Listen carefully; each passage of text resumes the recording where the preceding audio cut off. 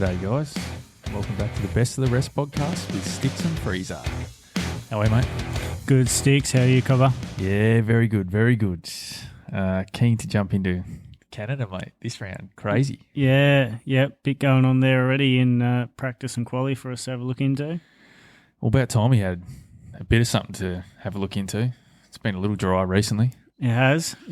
And is there a pun intended on that one, considering it was a wet practice sessions? Yeah, well, it always spices things up. Not necessarily the best quality of racing, but from a spectator's standpoint, she's a little spicy. Ooh, yeah. Bit going on. Bit there. Right, so just a quick overview of practice.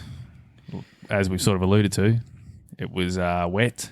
Yeah, there's a bit of a mixture there of wet and dry, so there's interest in trying to work out where people were going to end up, quali and when race did come on, and not knowing what the weather was going to end up being. You don't get much of an insight when it's wet practice. Like, it just times are all over the board. You don't know who's doing what.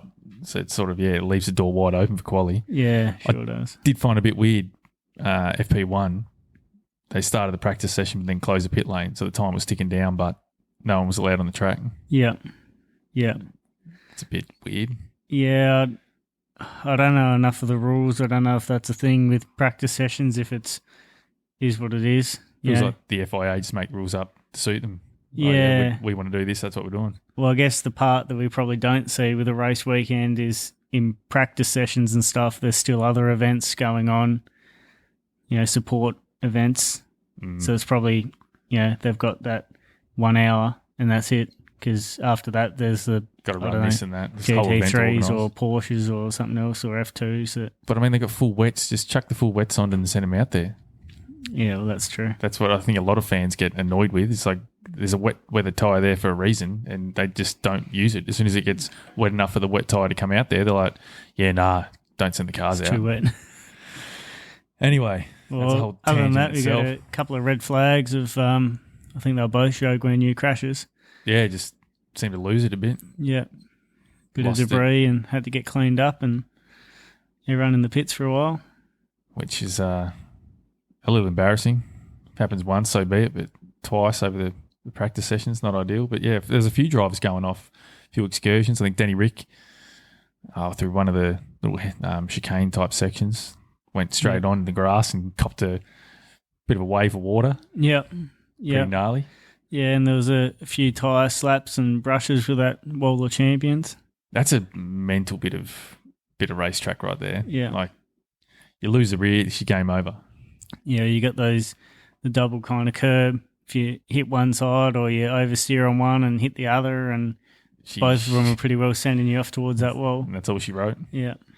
Right, quali. So after practice, door wide open. Actually, like practice, Red Bull sort of looked a little off the pace to a certain degree, and Max was having a little bit of a complaint, but, that doesn't necessarily mean he's going to be nowhere. But, yeah, going into quali, no one really knew what was going to go on, and Red Bull struggles did continue with Perez out in Q1. Yeah, Perez, I don't know what they're doing. Sign him on again. I think we'll talk about it later, but he's washed. That's terrible. We've discussed this at length off the pod, and we just can't really understand it other than, he just plays second role at Red Bull and they're happy for Verstappen to be the lead driver by far and not really be challenged. Yeah, but to be out Q1, Sargent made it into Q2 this weekend. And we know how we feel about Sargent. So Sargent's out-qualified Perez for the second week running. It's wild. In a Williams, compared to a Red Bull who's, Red Bulls are dominating essentially. Yeah. They're a bit closer now, but still the fastest car out there. Yeah. So, yeah, quali did end up going down to the wire. George Pipp and Verstappen with the exact same time, but because he said it first, he gets pole, which is insane. Said it a bit earlier and no one could beat it, including himself, except for Verstappen matching it to the... How crazy is that? 1,000th. The 1,000th of a second, and they're bang on. Yeah, 12 flat. That's and that to be 12 flat too, and then someone get 12 flat, like that's insane. Yeah, it was pretty hectic. You had both Ferraris out in Q2, pretty topical little discussion there because they decided to stick with the used tyres and couldn't get a time quick enough to get themselves into Q3. Which is basically the whole trajectory of their race weekend. It sort of almost went downhill from there. You could see how pissed Leclerc was. Yeah. Jumped out of the car. Like they hadn't even rolled him into the garage and he was out and, stormed over to the timing screen and then did what he had to. And he was... which you can understand his frustration because raw pace alone, he is probably the fastest driver on the grid over one lap. Yeah, I'd argue that. Like Verstappen's probably thereabouts with him, but like if you put them in the exact same car, you'd probably say Leclerc more often than not is the fastest driver over one lap on the grid. Yeah. So quali being his specialty and to go out in Q2 like that, you would be frustrated. Didn't even give him a chance for Q3. George up there, Mercedes, where'd that come from? I don't know, but Mercedes are looking quick all weekend. Weird. Like they've just been pretty much fourth team in no man's land for the most part, quicker than the midfield, but just off the front three for the whole season, and then have come out and had a competitive weekend. Yeah, I haven't heard anything of upgrades, but surely they must be running a few to just suddenly jump up there. And Hamilton's still not happy, but no, that's Hamilton. You can't please Hamilton. Hamilton or Verstappen can't please either of them. So, but yeah, that was weird. Did not see that coming at all. I don't know what the odds would have been on the sports bet or equivalent, but I'm sure people would have made a lot of money if they happened to put a few bucks on George to get pole. Yeah, and the other honourable mention, I guess, for Q3 was both RBs. She had Danny Rick putting it into fifth and Tsunoda in eighth. And Yuki re-signing with the team this week. He has. Which somewhat surprising. Yeah. Considering there's a few seats available that whispers going around that, they were potentially looking at Yuki and Red Bull not really valuing him at the level that he should be. Yeah. Considering realistically he's one of the form drivers of this season. But, I don't know how closely that followed the Perez signing as well. Because media-wise, it was only a couple of days apart, but behind realistically, how long was their signatures on those papers before they released it? Well, that's a whole thing in itself. Like you look at, they reckon a lot of these decisions are made weeks in advance, months in advance, behind closed doors. Yeah. We've only had, X amount of races so far this year. Yeah. And the decision's already made for next year. A lot can change in this second 2/3 of the season. Yeah, it's pretty crazy. Like what happens if Perez continues his poor form over the last few race weekends for the rest of the year and they've gone, well, damn. I suppose that's Red Bull though. If they need to, they can pull the trigger and get rid of him. Yeah, I wouldn't mind betting that a couple of these recent signings have got some break clauses in there because you still got drivers like Sainz sitting on the sidelines just waiting for a seat.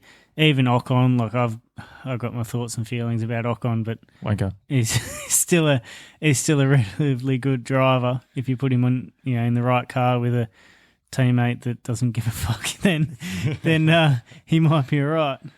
Well, we can touch on Ocon later and his interesting words after the race, but yeah, he's a whole can of worms in himself. He is. Rapid driver, but the personality just causes issues at teams, which is... it's team sport at the end of the day. You need cohesion. You certainly do. But anyway, that's probably most of what I wanted to touch on, Quali. You got anything else to add? No, let's get that race. Done.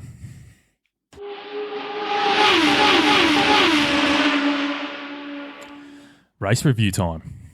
Let's get it. Mental race.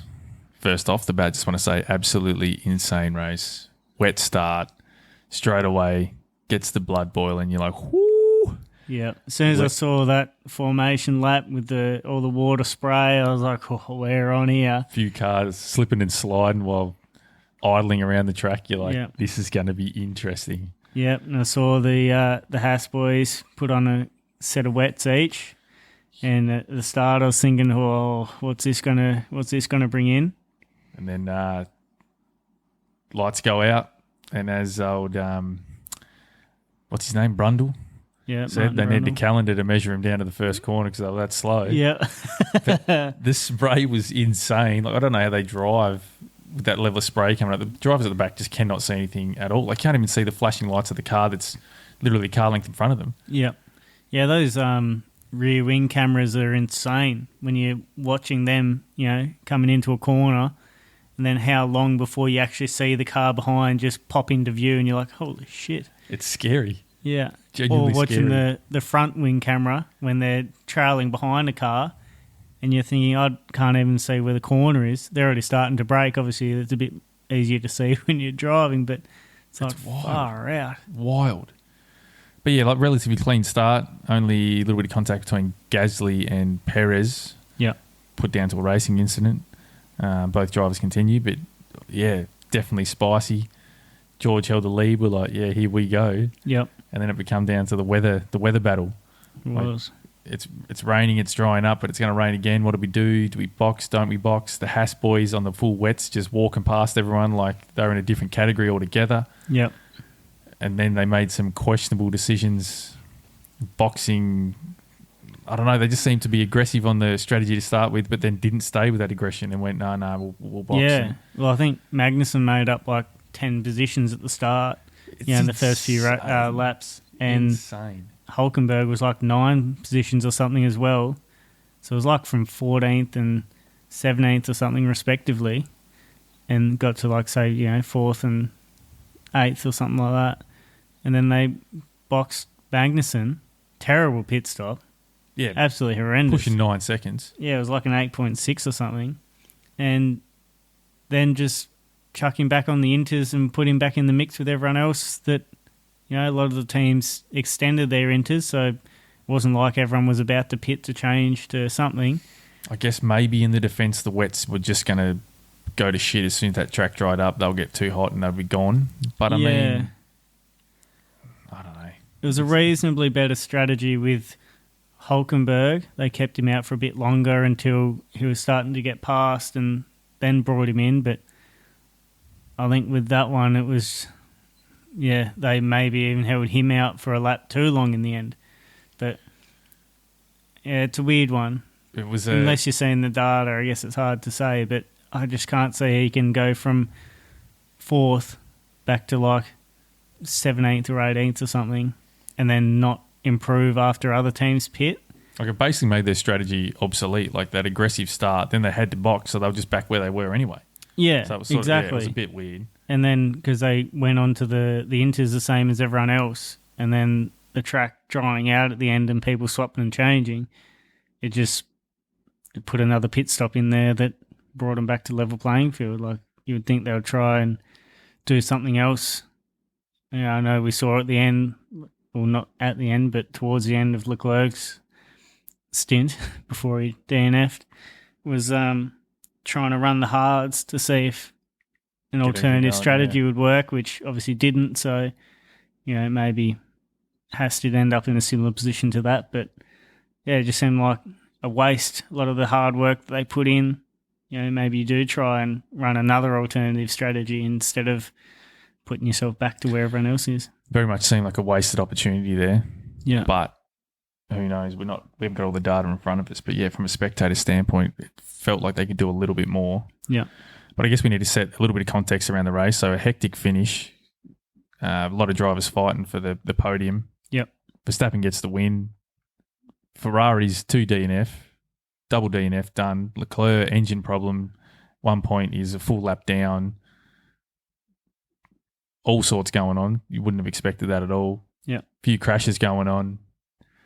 Sargent binned it twice, but nobody's surprised at that. No. He's enjoying his last season in Formula One. Yeah, surely. Trying to beat Mazepin's record for the most damage in a F1 season. But weather just spiced it up big time. Yeah. Norris got unlucky. Like that safety car coming out the wrong time for him. He was just pulling on Max. Yeah. 15 seconds or so down the road. Almost too quick. If a bit slower, he wouldn't have driven past the pit entrance. Just missed it. And he would have boxed, and then who knows what would have happened. But I mean, you win some, you lose some. He won the Miami Grand Prix because the opposite thing happened to him, and he got lucky with the safety car. So, but yeah, like the season has just come alive all of a sudden. It's unbelievable. Yeah. we were looking at the start of the season going, okay, well, basically who's going to come third? Because realistically, Red Bull should be 1 and 2 for majority of the season. They're that far ahead. Yeah. And we've just got Mercedes come out of nowhere. Everyone's sort of mostly written them off, and they've been competitive. Yeah. McLaren are probably the second fastest team, maybe. It depends, like a little bit track specific. Yeah, it depends which Ferrari rocks up. But Ferrari are right up there too. So you've got almost 4 teams battling. Yeah. And Aston were looking like they were back where they should be. Pretty racy too. Yeah. The only real disappointment in that top 10 drivers from those 5 teams is Perez, because he's just been qualifying like shit, and then he does stupid things trying to make up for that poor qualifying on the Saturday. But what I don't understand as well is he has a shit quali, but then he's absolutely anonymous in the race. Like, what did he do? Nothing. He overtook 1 or 2 cars and then binned it. Put in the wall and wrote the thing off. And now he's facing the 3-place grid penalty for next race because he drove a heavily damaged car on the track, which I didn't know was a thing, but I guess you can't spread debris everywhere and potentially... Well, when you think about it, if Max was... Max was second at the time, wasn't he? Was that the crash that caused the safety car for Norris? No, I think that was the second one. So Verstappen was already ahead, so they were trying to avoid the safety car for Norris to catch back up. And they got one anyway, didn't they? Yeah, because Sainz and Albon collected each other. I guess it sort of makes sense, because if your teammate did bin it and the car was drivable and bits were coming off it, and it would help your teammate if there was a safety car, then you would just drive the car back and bits and pieces would come off. And, if Verstappen was 15 seconds behind Norris, all of a sudden he's behind Norris instead of it the other way around. Like, obviously Red Bull didn't actually benefit from that, but that could be a ploy. So I guess you can understand why the FIA go, well, no, this is not a thing. Yeah.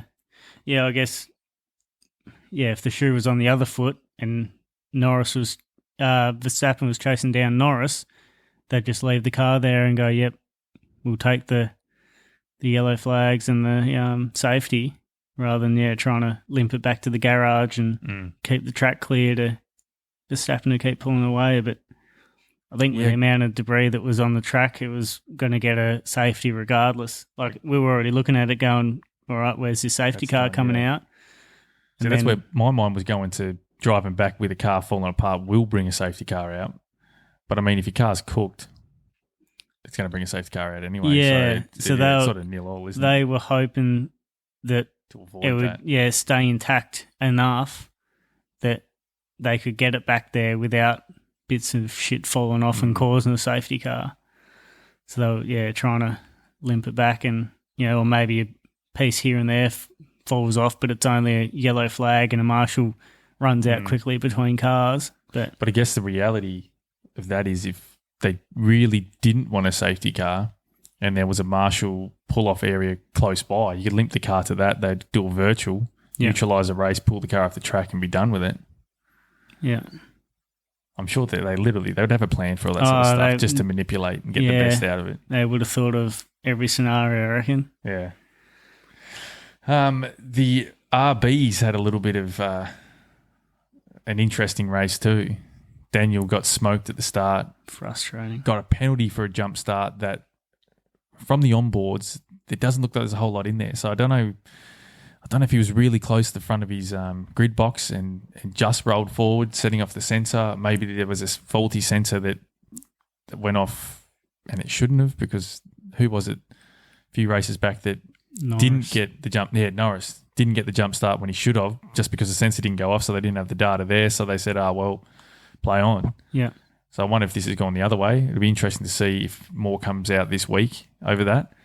But, I mean, Daniel had a poor start and got overtaken and didn't have the best race, but ended up P8 in the end. P8. Thanks to Yuki binning it, who was in front of him with a few laps to go. Yeah, he was chasing him down and probably would have got him. They gave him, free track to fight. Get at it, boys. Yeah, go have your way. But yeah, Yuki outbraked himself, hit that wet grass, and that was sort of all she wrote. Spun in Hulkenberg. Wowee, that could have been big. We were carrying on the couch watching that. The replay, that was insane. Hulkenberg in the post-race interview said Yeah, Code Brown. Code Brown closed his eyes waiting for the impact. He thought he was done. Yeah. But there was not much in that. That was wild. No, that was, I'd like to say millimetres from front wing to front wing kind of thing. Wouldn't want to get any closer. Yeah, because he spun and then drifted backwards back across the track in between traffic, and somehow no one hit each other. And not quite on the same level, but the last corner, the what is it? The Wall of Champions or whatever. Wall of Champions, yeah. Russell outbraking himself, going straight on, rejoining in front of Verstappen, and Verstappen having to bend out and around him. From the original angle they showed on the broadcast, that looked wild. Yeah. But for Max's onboard, it was a little tamer. But yeah, even that was spicy. Yeah. Talking about spicy, how good was Albon's overtake? Oh, my goodness. Whips it round the outside to the left. Another car in front, pulls it back to the right in between the two of them. Splits the difference. And with, I think the second car was Ocon. I'm not sure who the first car was. I think he got around Danny Rick, I think it was. Yeah, okay. And, and then just puts her in there and see you later. That was wild. Just a left, right, good night, split the difference. I'm sure they'll make some clips of that this week and chuck it up on F1's socials, because that was insane. That was spicy. Probably the best overtake I've seen for a very long time. I can't remember anyone better. Like, just get the first on the straight, split the difference between the two, push into that chicane, bang, bang. Yeah. But that's great driving from all drivers involved. Like, Albon pulled the overtake off, but like giving him the room to do it. You've got to have a dance partner that's willing to play ball. Yeah. Like, that was off its head. Yeah, and if that second driver was Ocon, then probably not the greatest person to have picked for that second one. Nah, I'm sure Albon probably wasn't overly confident that old mate was going to give him the respect that... The only worst would be Magnussen. I guess, yeah, true. You'd hope Magnussen's on his best behaviour.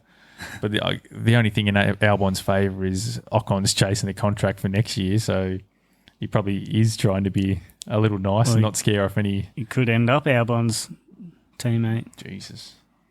Don't know if I'm a big fan of that. Right, so I didn't actually see who the official driver of the day was. I was just looking at my notes then and was thinking that I didn't see anything pop up. But do you want to lead us away with who your driver of the day was? Well, honourable mention, I think Gasly, they didn't talk a whole lot about Gasly during the broadcast, and there were quite a few DNFs with Sargent, Perez, both Ferraris, and then Albon. Yeah. Getting unfortunately tagged when Sainz dropped it. But yeah, Gasly went from... Well, he finished 9th. Where did he start? Let me have a quick look at the quali results here. 15th. So 15th to 9th after having contact with Perez in that first corner. Yep. That's a pretty bloody good drive. But I think for me, driver of the day, probably Lando. Yeah. Looked good out there. Pulled off a few overtakes. Got unlucky with the safety car, but still pushed Max. Like, there wasn't a whole lot in it in the end. Max was sort of comfortably out in front. But, 3.8 seconds at the end.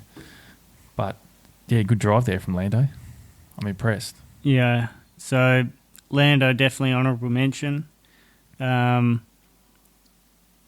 Russell had a pretty solid weekend. Obviously getting pole. Had a couple of moments, dropped a few positions, but still getting a podium. Well, yeah.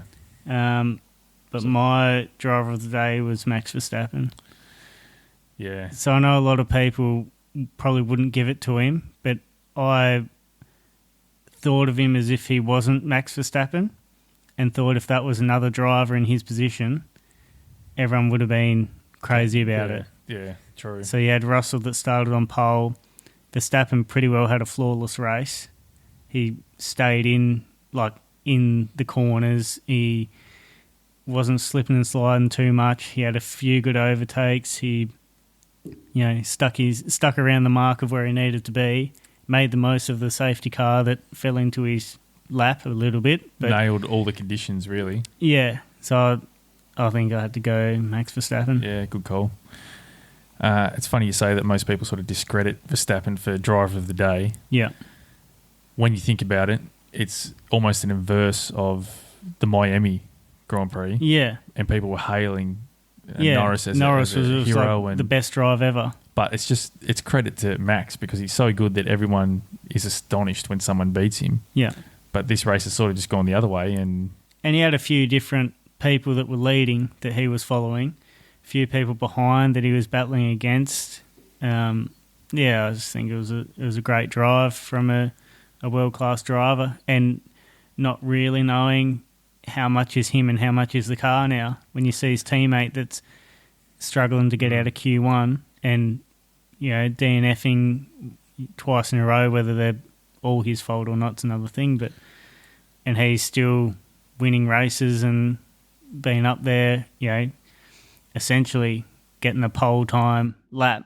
He didn't start on pole, but it was the exact same time. So made the most of it. Yeah. And he did have a couple of moments in the race and bounced back from those, a couple of little offs, and he's still little recovered things from that. The same as everyone, just a little slide or oversteer, and even when he had the pressure on from behind, just kept cool. And it was sort of good in a way to see that he's not this flawless god-tier driver that can never make a mistake. There were little moments that he had, nothing major, but that's almost a credit to the other drivers around him as well, because if it's that bad out there that Max is making little errors, then the conditions are seriously testing the drivers out there, because Max doesn't make errors.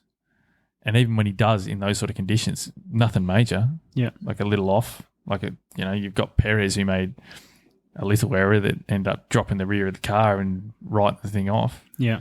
Sargent did it a couple of times, but that's to be expected. Yeah. Signs, yeah. Well, Signs dropping it. It's great drivers making errors, and little spins turn into race ruiners. Yeah.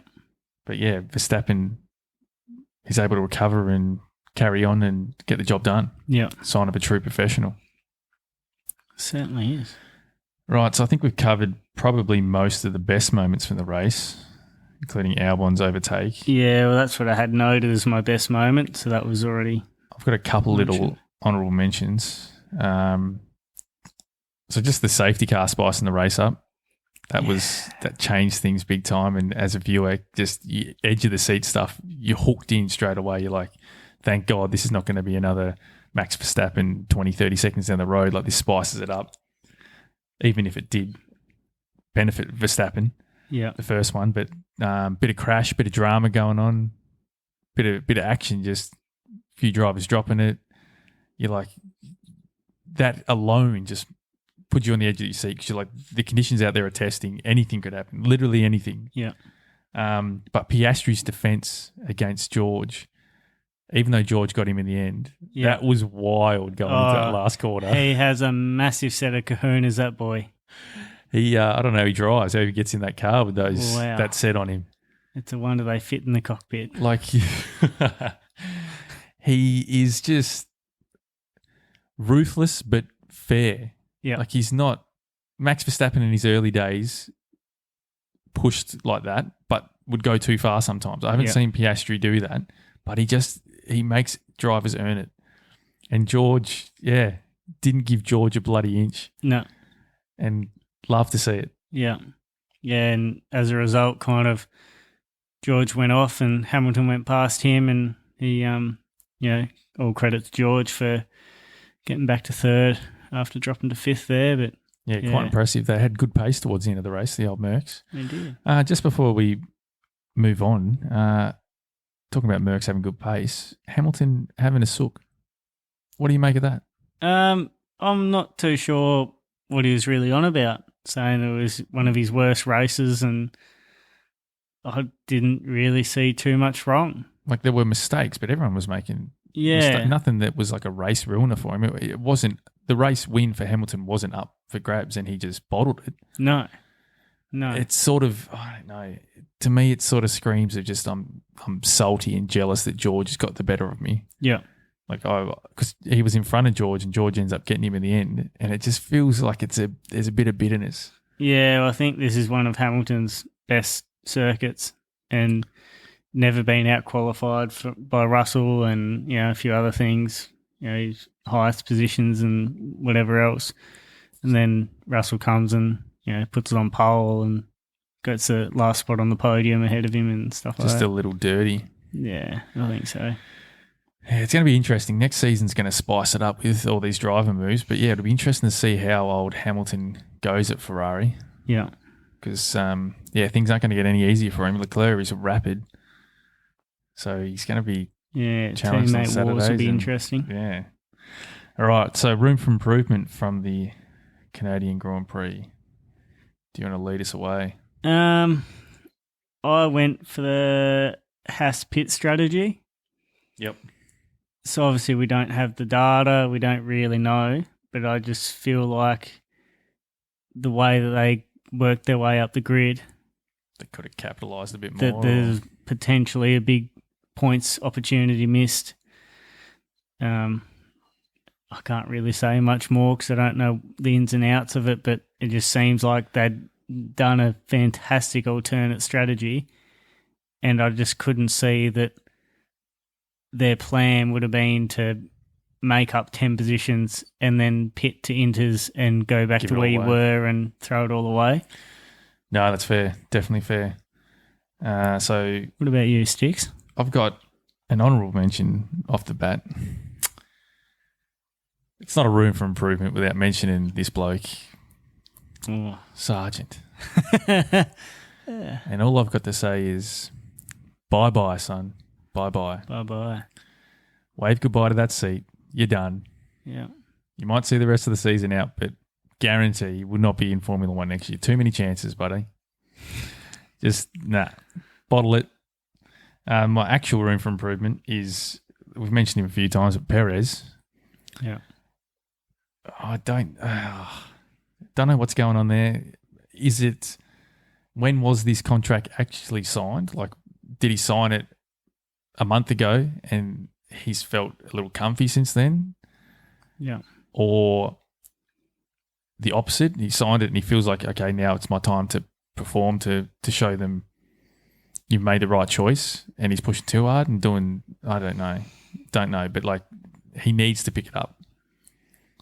Yeah, it's pretty poor, really. Top tier team, leading the constructors, and he can't even get it out of Q1 or finish the race twice. Like, he realistically, like, there's not a whole lot of pressure on him now. Like, he's obviously just signed a contract, But if he goes poorly over the next 4 races and has similar results, doesn't score, yeah, all of a sudden the pressure builds on him. Like, he's got a contract, but that doesn't mean he's going to be racing for them next year.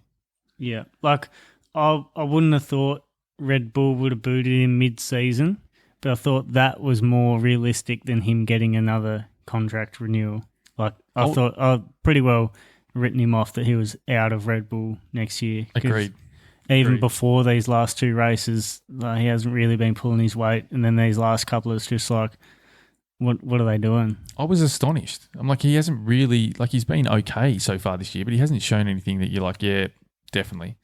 The only other thing that pops into my mind is maybe they had Daniel lined up as a replacement because they know Max and Daniel would work well, and Daniel just hasn't performed at the level to where they think he could do any better than Perez. So they're like, we'll just lock in Perez because they don't want Yuki. Sainz has a little bit of beef there with Verstappen. Apparently their old man's carry on a bit. So they didn't want that dynamic. Maybe that's where it's come from. Yeah. If Daniel did perform and was performing like Yuki, then maybe Perez doesn't get that contract renewal and Daniel's going to that top spot. But it just seems like a weird decision. Yeah. We might we'll put a cork in that for a little bit. We'll get into a race rating, and then I've got a couple of questions that will open that back up again. Yeah, righto. Sounds good. Right, you lead us away then with your race rating. So, out of 10. I went for a 9.5. Ooh, up there. I had a 9, but then I thought, you know what? This had everything. Had some wet, had some dry, had some alternate strategies, had people jumping up the order, had people crashing, had safety cars. I just thoroughly enjoyed it, yelling at the TV. We're getting rowdy, weren't we? Edge of our seats, everything. It was good. It was great. I'll echo your review there, except I've gone a 10 out of 10. You've done it. I've gone 10 out of 10. That's the best race I've watched in a long, long time. Wow. I honestly can't think of a race that I've watched that's been any better. Yeah. I didn't want to go 10 out of 10, but I'm thinking, what would have made that better? If Norris maybe could have pushed Verstappen towards the end for the win, but apart from that, we had everything. The weather made the strategies all over the place. There were overtakes, there were crashes, there were pit stops that affected the lead. It was spicy towards the end. It was just a bit all sorts. So in terms of a race to sit down and view as a supporter of the sport, just someone who wants to sit back and watch a good race, fantastic.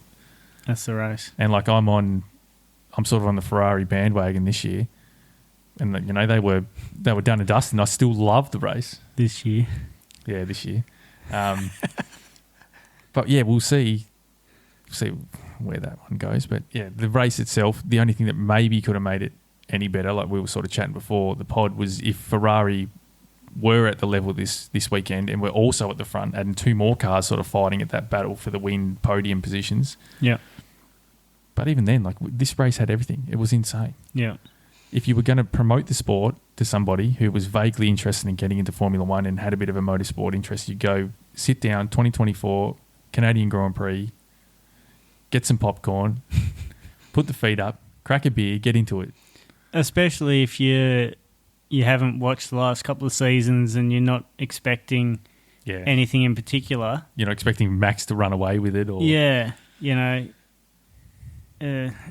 you're just seeing all these drivers that are top tier just battling it out. There's swapping the leads. There's, even qualies were intense. Well, you could put it this way. You could sum it up with, if you were trying to sell the sport to somebody who was vaguely interested, and you sat them down and they watched that race and they said, nah, that was boring. The sport's not for me. You'd say, well, yeah, it's definitely not, mate. Yeah. Not worth your time. Go and find something else to watch, because that's the pinnacle. Yeah. Ludicrous. Right. We'll have a quick break and we'll jump back in and wrap the pot up. Yeah.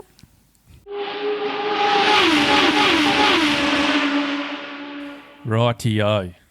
So we'll throw a few questions back and forth and a couple of predictions for next race, which is Spain, I believe. It sure is. And, wrap this bad boy up. So do you want to fire a few questions off first over there, Freeza? Yeah, I'll start you off so that you can jump back into where you were before. Do you think Red Bull should have signed Perez for another year plus? A hard yes or no answer, no. And why? It's a difficult one because you can look at it from two points of view. If I'm a part of the Red Bull team, it sort of makes sense. You can let Max dominate at the front. He hasn't got a teammate that's necessarily pushing him to the point where there's going to be beef within the team, rah, rah, rah. Yeah. But from a Red Bull point of view as well, if Perez doesn't perform at the level, then the constructors could potentially be under threat. Yeah, so how much relevance is it to them if, it's all good, Verstappen's out there dominating, but then they don't win the constructors because Perez isn't pulling his weight? Then they miss out on, the rewards of coming first and the constructors and sponsorships, and it has a big knock-on effect. If Ferrari put in a result similar to what they have been previously with, seconds, third, fourths, first, whatever. If they didn't double DNF, they would have been ahead, I'm pretty sure. They would have been chipping away. I don't think I'm shooting my mouth off there. I'm pretty sure they would have been ahead if the same Red Bull result finished and you had a Ferrari 3-4, 2-3. They would have been, well, even if they weren't ahead, they would have kept the constructors alive to the point where they potentially would have overtaken in the coming races. Yep. If Perez didn't pull his weight. But from a fan's point of view, I would have loved to have seen Sainz in that seat. And seeing those two boys battling would be insane. Be dominant. Well, you'd assume. Like those two battling, because you would imagine Sainz would push Verstappen more than what Perez has been. So, from a fan point of view, it would be crazy to watch those two. Because even if next year Red Bull come back out and they've got a better car than everyone else and it's a bit of rinse and repeat until the new regs come in, you would have those two pushing each other and giving entertainment galore. And you've already had signs in the Toro Rosso family, and I'm pretty sure he was Verstappen's teammate then. Yeah, and apparently that's why he didn't get signed, because Max's old man and Carlos's old man have got a bit of beef going on, so they caused a bit of upheaval Put within your that egos team. aside, boys. For It's fuck's like, sake. settle down. But apparently, that's what I've heard. That's why that didn't go ahead. Question for you, Freeza. Hit me. So we heard Ocon at the end of the race mention that he was too nice, and that's why the result went the way it did today. And he's always answered to team orders and never gone against the team orders. Rah, rah, rah, rah, rah. Is Ocon sucking up to try and lure a team in to sign him for next year? And if so, do you believe it is a good choice or a bad choice to pick up Ocon, depending on who you are? Esteban Ocon is full of shit. I don't reckon he's ever followed a team order in his life. He has the worst track record for teammate rivalry, if you want to call it that. Just collisions with teammates, run-ins with teammates, just everyone. Alonso, Perez, anyone. No camaraderie with the teammate, is it? There's no sort of even like friendliness or work together. It's just me type attitude. Yeah. No. He's not washed, but I think he's overrated. He's talented, but I don't think he's that talented. And for the disruption that he'd cause within a team environment, I would not sign him. Agreed. I think a good way to sum it up is the overall package that is Esteban Ocon is not worth his on-track performance. No, and it's not consistent enough. And when he's crashing with teammates and taking out both your cars, it's not worth it. He's a good driver, but he's just a wanker off. He's a wanker in the way that he goes about his driving on the racetrack. He doesn't care who's there. He will. There's plenty of times he's taken his teammate out. Yep. And it must make a weird team dynamic. He's got that arrogance about him. Like, I guess the French are somewhat renowned for having arrogance. I don't know if that plays a part in it or what, but like, it's just, yeah, a disruptor. Yeah, certainly. So interesting to see how that plays out anyway. I'll throw back to you. We'll keep it in the Red Bull family again. Hit me. So on the back of Ricardo and Perez and all that, rumours and whatnot that, Perez is now signed. So Yuki signed again. So the only seat free is potentially Ricardo's. So would you sign Ricardo or would you look at Lawson for RB next year? That's a tricky one, isn't it? Putting my biases aside. Essentially, you've got an extremely experienced driver, won a lot of races, or do you look at a new driver? If RB is this feeder team that they talk of and new driver program, do you turn your attention to someone like a Lawson who they had essentially promised a drive, or at least if they didn't give him a drive, he's a free agent?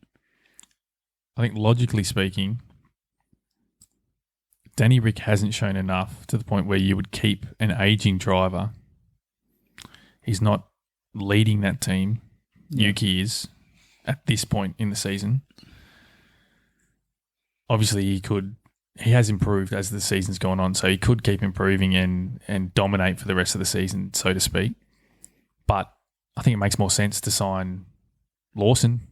He's young. He's got a decade left in the sport. Who knows what his level is? He could be an untapped potential that could be another Red Bull driver in the future, like the main team. Yeah. I think that's the logical move. But from a business standpoint, Danny Rick helps the marketing side of things big time. People love him. He's got a lot of brand awareness. He just brings a lot of money to the team. Yep. So there's that factor, which is probably what has given him the opportunity to get back into a F1 seat in the first place. But yeah, I think Lawson has to be on the grid. If they don't sign him, someone else will. Then they'll lose him. He'll go somewhere else. And I don't know who else they've really got that's anywhere near the level of Lawson in the background, ready to jump into a credit card seat, Visa, Cash App, Red Bull, rah, rah, rah. But there's not really anyone that's as prominent in the Red Bull family that comes to mind as Lawson that's ready-made to jump in. And he's already proven. He had a few races last year and was flawless, essentially, and pushed Yuki. So I think, it's going to be a hard decision, but they basically need to decide between Lawson and Ricciardo, because I can't see Lawson hanging around, and there's a few seats available, so he could get poached. Yeah, I think from Lawson's point of view, he'd be wanting them to make a decision sooner rather than later. So at least even if they did sign Ricciardo, which in my opinion, probably the wrong decision, even being Australian. It's hard to say, isn't it? It's very hard to say. I think Lawson deserves a seat. But yeah, he's going to want their decision ASAP, so then he can know whether to string a few tyres together in other teams or not. In terms of the driver market, though, it is so unpredictable. Like, we did a pod a couple months ago trying to predict the seats for next year, and we are so far off. Like, it's just wild. There's just crazy things. Left, right and centre. And the big one for me is, like, who's going to be at that second seat at Mercedes? Yeah. Because Antonelli, even though they could potentially do that, it just feels like he's a bit young to throw him straight up into the big boy team. But yeah, so there's just a lot to play out there. So we might have to do a pod in the future just talking a bit more about what's going on, because that's a whole big discussion in itself. Yeah, certainly.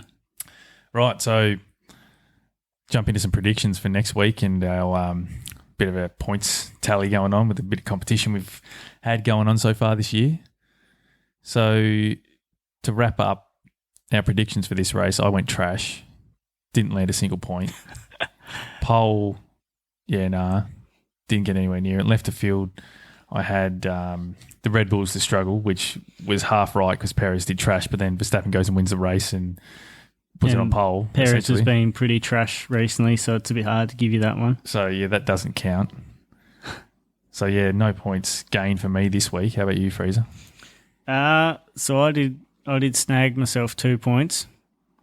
So no good with pole. I had Norris, who I think he was only a couple of tenths off, but yeah, it was less than that. Anyway.